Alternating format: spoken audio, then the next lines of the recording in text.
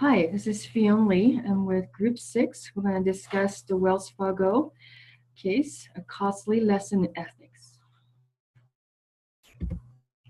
So we're going to discuss some of the facts. So according to the Wells Fargo January 2017, they recently released that they have $5.3 billion in quarterly net income. It also claims to be one of the largest financial institutions, serving at least 1 in 3 U.S. households, employing 1 in 600 Americans, and also serves over 70 million customers in more than 100 countries around the world. In 2015, they were admired to be one of the best companies to work for. And then in 2016, they were also recognized as one of the 7 most respected companies in the world, according to Forbes. Next, we'll talk about the company history. It was founded on March 18, 1852 by Henry Wells and Williams Fargo. It started in the West San Francisco area during the gold rush. It offered banking and express services. In the 1850s, Wells Fargo was well respected. It earned a reputation. Therefore, the existing logo they use as a stagecoach, and the saying, "Together we'll go far." Some of the corporate vision and values based on the Wells Fargo's website really strive on the importance of values, how it guides every conversation, decision, interaction. And furthermore, they really stress the importance of honesty, trust, integrity, how essential it is for them to operate together. And I further describe the importance of honesty and trust integrity, especially by leading them to make their daily ethical decisions. And most importantly, to build trust based on relationships between the employees or team members and the customers. The scandal. So what happened? So last fall, it was discovered that the Wells Fargo employees set up more than 1.5 million unauthorized deposit accounts and more than 500 unauthorized and phony credit cards application without the customer's consent. As a result of this, over 5,300 employees were fired. So essentially what happened was these Wells Fargo employees opened these accounts, unauthorized accounts, and moved money from the existing accounts into fake accounts, again, without the consumer or customer's knowledge. And they also concocted fake PIN numbers and email addresses to enroll these customers in online banking services in order to get bonuses. So as a result of the scandal, the Senate Banking and House Financial Services Committee held a hearing where the Wells Fargo CEO, John Stump, testified. And he admitted that his team knew about this fraudulent activity since 2011.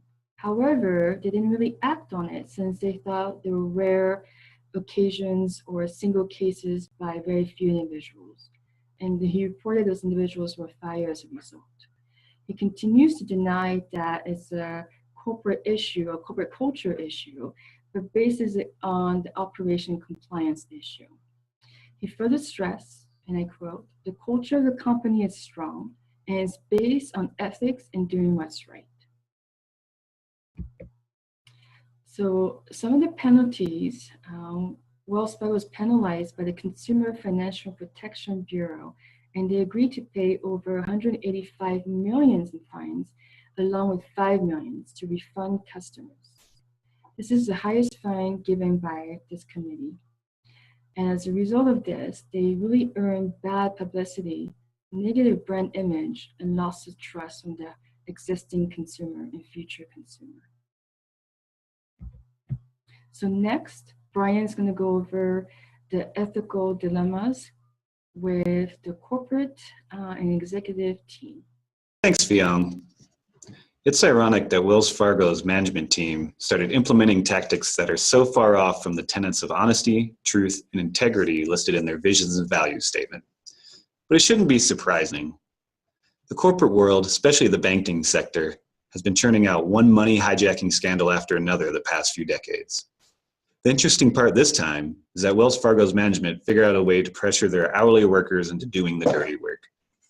Instead of wealthy investment bankers reaching into the pockets of us regular folks, we have $12 an hour employees clicking the buttons to open fraudulent accounts, move money around illegally, and charge bogus overdraft fees. As early as 2010, Wells Fargo imposed extremely aggressive sales goals on its employees, in which they were told to sell at least 8 accounts to every customer, compared to the 3 that had been the norm. Many branches had supervisors that threatened employees who failed to meet these goals. Employees who failed to resort to illegal tactics were either demoted or fired as a result. This sparked a culture that led to employees opening the fake accounts, moving the money around, and racking up the fraudulent overdraft fees. During this time period, many employees were pressured and threatened to a high degree. Here are a few quotes from employees during that time period. Quote, "I had managers in my face yelling at me. The sales pressure from management was unbearable. We were constantly told we would end up working for McDonald's if we did not make the sales quotas. We had to stay for what felt like after-school detention." The moral problem with the Wells Fargo scandal is pretty clear. We could ask the question, is it right that senior management made unrealistic sales goals, then had supervisors use threatening tactics to pressure their employees? We could also ask why, when the public and the media started finding out what was going on, the majority of the 5,300 employees that were fired were the hourly employees with very little repercussion for senior management. There is little doubt that this situation is in conflict with proper moral standards of behavior. When we look at how Wells Fargo scored in a moral analysis, we see that they failed when it comes to economic outcomes. They manipulated the market by creating illegal accounts without informing their customers and hid the cost. They obviously failed when it comes to legal requirements, since they were breaking the law. And they also failed when it came to ethical duties. They chose to lie a little, cheat a little, and steal a little. And in the process, tilted the balance of self-interest and social interest in their favor with little regard for their customers or employees. Up next, Jeremy will go into ethical duties in greater detail. So with all the scrutiny Wells Fargo and other major corporate companies in this kind of space faced, you would think they'd be pretty good at being ethical and legal. Yet Wells Fargo is not alone in its troubles with ethics violation. In 2008, Europe's largest engineering firm, Siemens AG, agreed to pay $1.6 billion to dispel disputes over a bribery scandal in Greece. In 2015, officials found that Volkswagen used cheat devices to beat emission and noise regulations. And the final cost to Volkswagen is yet to be determined, but it will be in the billions. British Petroleum was fined over $4 billion for negligence that caused 11 deaths in the largest oil spill in history. These examples are just a spear tip of the ethical and legal violations that plague business. Clearly, many businesses have cultures that are not legal nor ethical, but large businesses like Wells Fargo operate almost worldwide. Legal and ethical obligations can change from one physical area to another. For example, in Greece, bribe money and grease money were considered not unethical. Siemens wanted to work in Greece, but the road would be almost impossible without greasing a few palms. But since the locals seemed to accept the custom, Siemens went forward, figuring that it would be okay. Well, many lawsuits, criminal charges, and $1.6 billion in fines later, Siemens found out they were wrong. Regardless of what is acceptable within a localized area, there seems to be an overarching ethical standard that companies must adhere to in order to stay ethical and legal within the business world. So what is this overarching ethical standard that all businesses must adhere? Some figure religion has the answers with platitudes such as do unto others as you would have others do unto you. But this does little to help a business know what to do in their day-to-day operations. Well, LaRue T. Hosmer, in his book Ethics of Management, a Multidisciplinary Approach, felt that ethics can best be described in the sense of duties. We felt that there were 8 duties that a business, if they were to fulfill, would be ethical. If they do not fulfill these duties, they're not ethical. So the duties are self-interest, personal virtues, religious injunctions, government requires, utilitarian benefits, universal duties, distributive justice, and contributive liberty. Let's go through these just a little bit more detail. Self-interest. Ethical companies have a duty to not do anything that isn't in the company's best interest. In short, don't make stupid choices. And right off the bat, we can see at Wells Fargo is in trouble. They made a choice that incentivized, they created a program that incentivized employees to defraud customers. And clearly, this is not in the company's best interests. They have violated this duty. Personal virtues. Ethical companies have a duty to act in an open and honest fashion.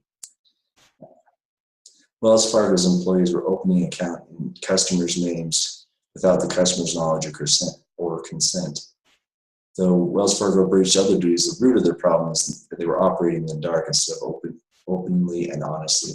In short, had things happen in business, employees screw up, they do dumb things. Had Wells Fargo quickly acknowledged the problem, came out and said, hey, we found a problem, we're fixing it, we will take care of everyone here, we wouldn't be sitting here having this conversation. They would have fixed the problem and moved on. The customers would have been upset, there would have been a few reimbursements, but everything would have been good. But instead, they tried to hide the fact. They tried to say, we'll fix it internally and hope no one catches on.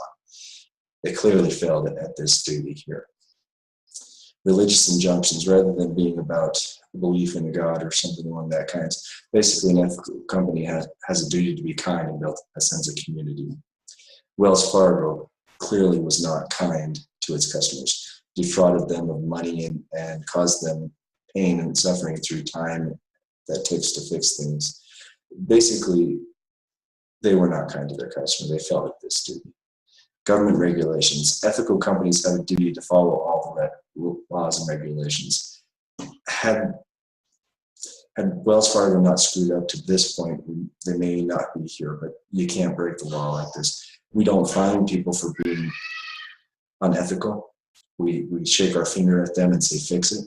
But we fine people when they break the law. These guys defrauded customers. It's lucky that these employees are not facing jail time for doing this. They committed fraud. In any other situation, they would be going to jail. Clearly, Wells Fargo violated this or failed in this duty. Utilitarian benefits. Ethical companies have a duty to do the greatest good. The greatest good means their outcome should be the best for everyone involved. That doesn't mean best for just one person, that means everyone involved. Clearly, defrauding customers is not in the greatest good for customers. It's also not good for shareholders because they lose money. Wells Fargo failed at this duty as well. Universal duties. Ethical companies have a duty to make decisions they would expect others to do in the same situation. No one wants to be defrauded. The CEO of Wells Fargo would have been livid had someone broken into his accounts and changed things. They failed at this duty. Distributive justice. Ethical companies have a duty to provide justice.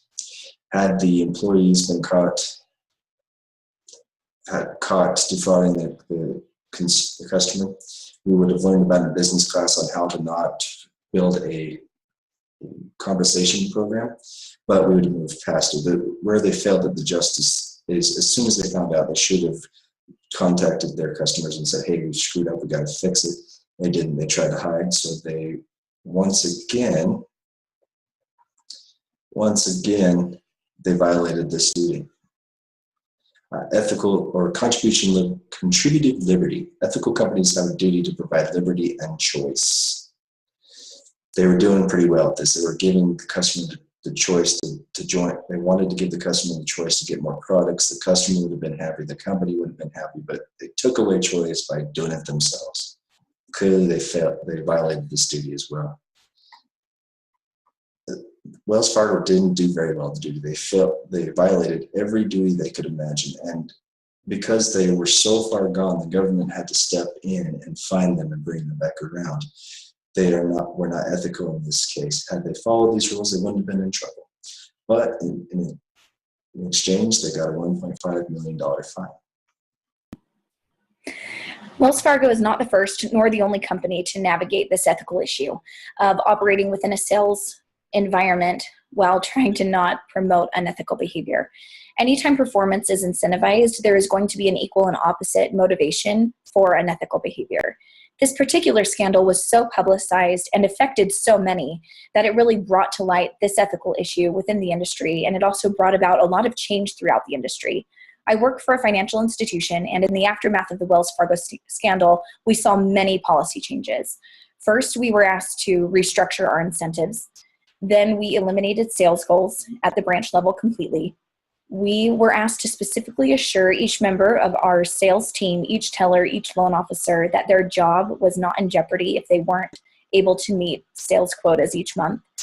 And the exact wordage that our leadership used was that we needed to take the fear out of the job. Now, my dilemma as a manager is that I still had branch goals that I needed to meet, that I still need to meet. A certain number of savings accounts, checking accounts, loan products that I need to make sure that my team is closing each month. However, I don't have the same leverage that I used to when I had specific performance that I could expect from each member of my sales team. So, how do we promote ethical behavior while still operating within this sales structure, this sales environment? We believe that the answer to this is twofold. First, the company has to have a clear set of values. Now, these values can't just be printed and posted on the branch wall. They have to be a vivid part of the company's culture. These values have to be exemplified by leadership throughout the entire organization, from the CEO down to every single part-time teller. And then when these values are seen personified in our sales team members, they have to be rewarded accordingly. The second part of this is that financial institutions need to start incentivizing the how instead of the what. Within the context of a financial institution, the what would be the new account that we open or the new loan that we close.